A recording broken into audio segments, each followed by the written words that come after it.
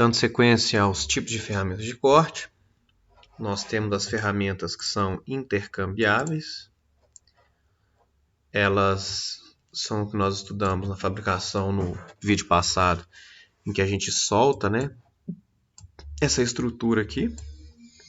Normalmente a chave Torx ou Allen, solta o sistema e muda, né? Você pode mudar, aqui no caso vai ter duas, né? Essa face de usinagem, uma interna aqui. Acabou uma, você coloca a outra. Nesse caso é uma fresa, né? Que ela vai ter 1, 2, 3, 4, 5 dentes. E dependendo desse desgaste, tem que trocar todas, né? Bom, vamos falar um pouquinho sobre a geometria dos insertos. A gente vai variar de maior resistência para menor resistência. A maior resistência é o que tem um raio maior. Quanto mais fino é o raio de ponta da ferramenta, a gente vai ter um acabamento melhor, porém a resistência do sistema vai diminuir, né? Aqui tem os intermediários, né? Tem formas de 4 lados, 3 lados, dependendo da geometria que você vai trabalhar. Sobre o manuseio, né, tem que tomar cuidado, né, não ficar carregando na mão essas pastas. Pode cortar, pode estragar, oxidar também, né? Cuidar de armazenamento, dando manuseio quebra, não pode cair, né? São sistemas normalmente frágeis, né? Vou falar um pouquinho de cavaco. Nós vamos ter um trabalho também de cavaco, tá? Individual. O cavaco, então, é o seguinte, é a porção do material da peça retirada pela ferramenta, né? Então é essa região aqui, ó, principalmente. Ó. O que nós vamos ter aqui, então? Rotação, forças relacionadas à usinagem, né? E o arrancamento do material. Esse material, tá vendo que tá em vermelho, sai a alta temperatura, né? Tem que tomar cuidado. E vai apresentar formas irregulares, de acordo com a velocidade de corte, do tipo de material e várias opções, né? Formação do cavaco. Aqui, ó, dá para imaginar como se fosse um formão, tá? Mas isso aqui no caso é aço, tá bem? A gente entra com a ponta da ferramenta, né? H vai ser a espessura de usinagem, tudo bem? Esse aqui vai ser identificado como plano de cisalhamento. E HCH é a espessura de corte, ok?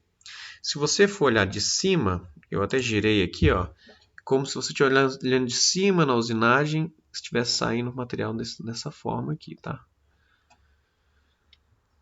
Vamos ver um pouquinho no vídeo aqui como é que funciona, né? O tornamento em câmera lenta. Esse vídeo é da Sandvik como Coroman. E aí a gente vai ver aqui como que vai começar esse processo de saída, né? Olha que interessante, dá para você ver direitinho os planos de cisalhamento. Até, ó, ele desenvolve e quebra, né? Ó, ele volta para a peça e quebra. Isso aqui na velocidade de câmera lenta, claro, né?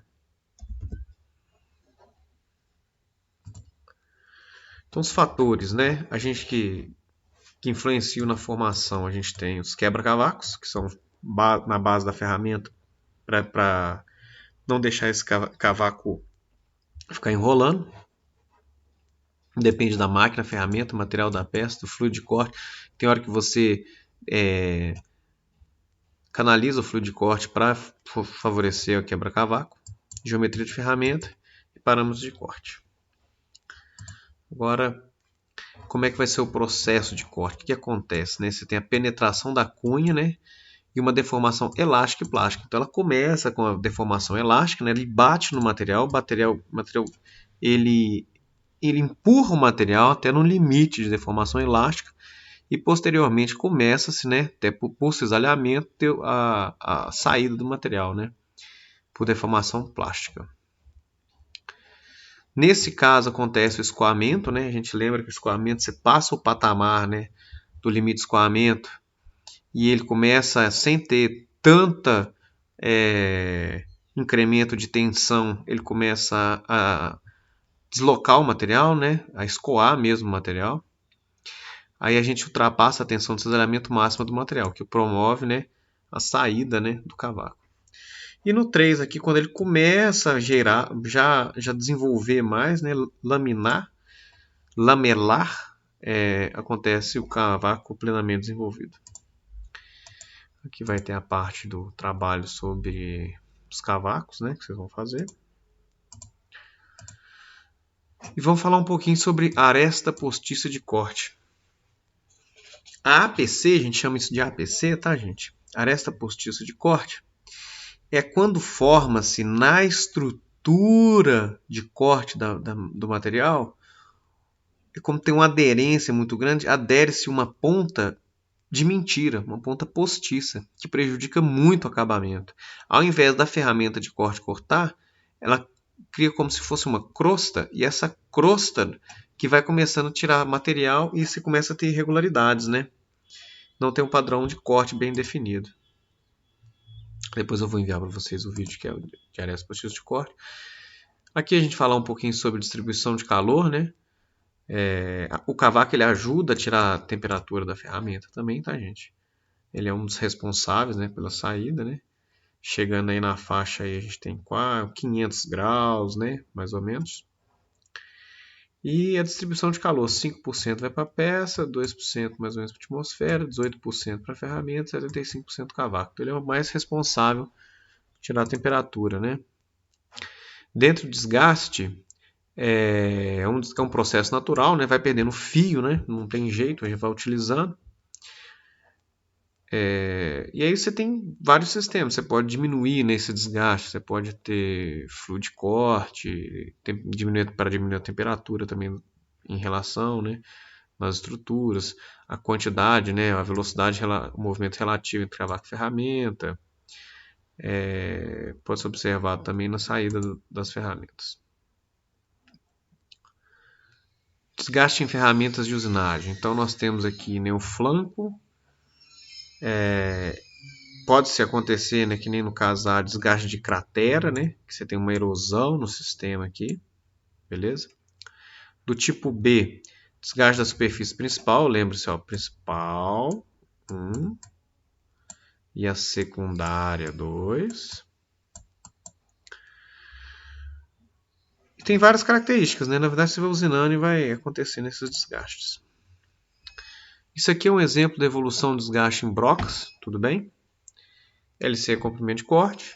Percebam aqui que essa aqui é a primeira foto, é a geometria inicial da estrutura de corte. Perceba que está uma broca, né? Tem outro fio aqui. E depois se cortando, né, o que acontece com o nosso sistema? Ó, o original era aqui, ele perdeu, né, basicamente, grande parte da sua estrutura aqui. Que são os dados, né, da broca, uma broca bem pequena, 0,4 de diâmetro. Tipo de material, carbeto, velocidade 0,05 milímetros por revolução, velocidade de corte 15 metros por minuto. Aqui tem uma refrigeraçãozinha, né, emulsão em 5%. Inconel 718. E aqui os exemplos de desgaste, né? Aqui, ó, olha como é que essa superfície aqui, né? Quando você coloca um zoom, vai começando a ter problema. Isso aí você vai ter que analisar de acordo com a sua ferramenta mesmo e ver o que está acontecendo. Você pode ter o lascamento do gume também, né? Quando você tem forças excessivas, né? Onde um aluno colocou uma velocidade de corte muito grande, quebrou o inserto lá. E os mecanismos de desgaste. Bom, olha que interessante. Você tem uma curva de desgaste total em função da temperatura.